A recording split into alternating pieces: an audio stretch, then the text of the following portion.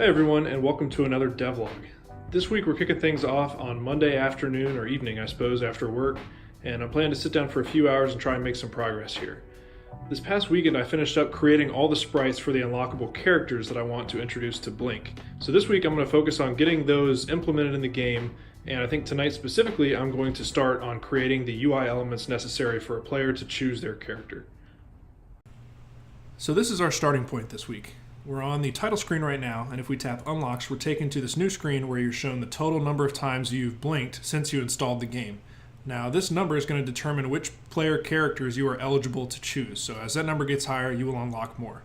I have 8 characters that I want to implement, so I'm going to introduce some kind of panel here that allows you to tap on and select whichever character you want to play as. Alright, been working on this for a little while, and I'm pretty pleased with the progress I've made.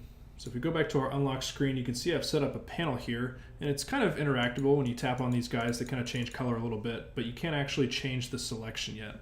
All I've really done here is play around with panels in Unity and just get this laid out. I don't have any scripts set up yet to actually let you change your playable character. So that's coming up next, but I'm really happy with the way this looks. I think it looks pretty neat. And yeah, next up is just writing scripts.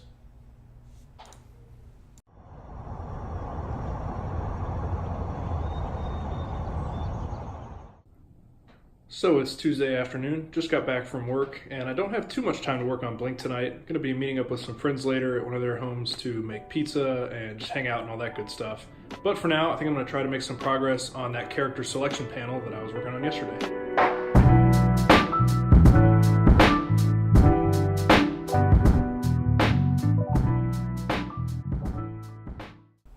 Alright, so about an hour later, here's my progress. If we go back to the unlock screen, you can see that I have a different insect selected, and in fact, I can select any one of these that I choose. I've also got that selection persisting, so if I hop out of the game and go back in, ignore how terrible all those canvases look, go back to the unlock section, and you can see that change has persisted, which I'm doing via player preferences. So that's pretty much all I was able to get working so far today. I need to still change it so that the player sprite updates, but I think we're in a pretty good spot here. This is coming along a little bit more quickly than I expected, which is great. I'm going to wrap it up here for tonight. Time to go make some pizza. Good morning, everyone, and welcome back on this Wednesday morning at about 6:30. Just woke up and showered and made some coffee, and I'm determined to make a little bit more progress on that character selection screen. But after working on that for a little while, I might just relax and play a video game before I have to head off to work. So I'll catch up once I've made a little bit of progress on that. Okay, so here's the progress I've made so far this morning. You'll see that all of the selectable characters now have a point value underneath their image, and if that point value is higher than the total number of points you've achieved so far, you cannot select that character. Now these are just kind of grayed out right now, but I'm planning on having some type of little padlock graphic or something to make it more clear that these are still locked.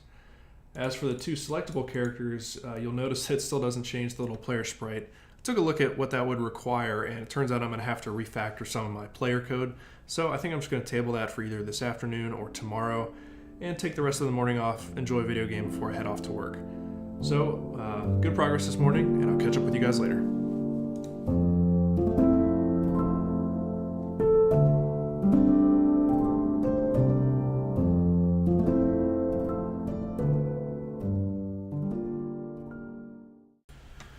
Hey everyone, it's Wednesday evening around 6:30. I got home from work today and decided I want to see if I could knock out the code changes required to update the actual player sprite with your selection of player on the unlock screen.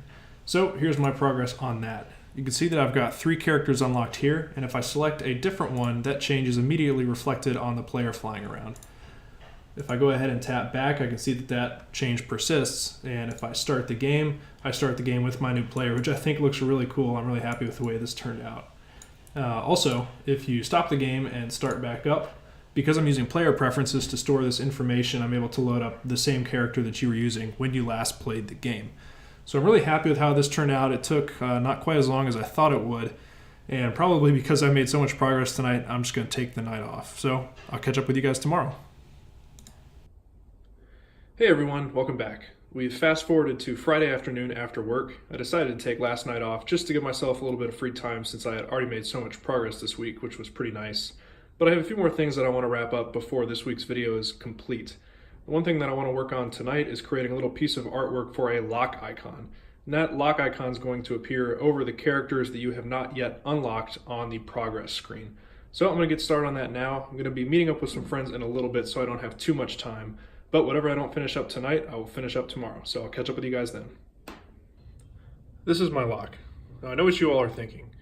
How can someone who's only been doing pixel art for a few months achieve something so realistic? You just got to visualize success, guys. We are back. It's 6:30 a.m. on Saturday morning.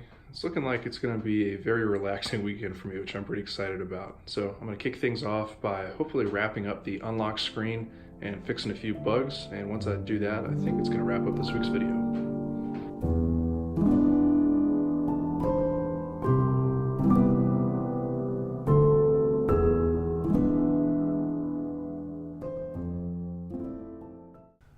So I spent some time fiddling around with a few configurations for that lock art, and it actually looked pretty nice once I had it implemented into the game, but I have ended up not using it because of one reason, and that's that it covered up the art for the characters that you hadn't unlocked yet. So that basically just prevented you from having a clear idea of what you were working towards, which I didn't think was very fun. So what I ended up doing is just sticking with Unity's default implementation for an inactive button. It just kind of grays it out. And it still lets you see the player art that you're going to be unlocking in the future, which I like. So with the unlock screen and functionality totally completed, I think that's going to wrap up things for this week's video. This was such an important feature in my mind because having this kind of progression system is what gives the game any kind of longevity and keeps people wanting to play it. I'm also just really happy with the way it turned out. I think it looks cool and works well. So just really pleased with the progress this week. As always, I'd love to hear any feedback that you guys have, and I appreciate the support so far. And stay tuned for next week's video, where we will likely finally be working on sound design for Blink and maybe even a little bit of pixel 2D lighting. So, as always, thanks for watching, and I'll see you in the next video.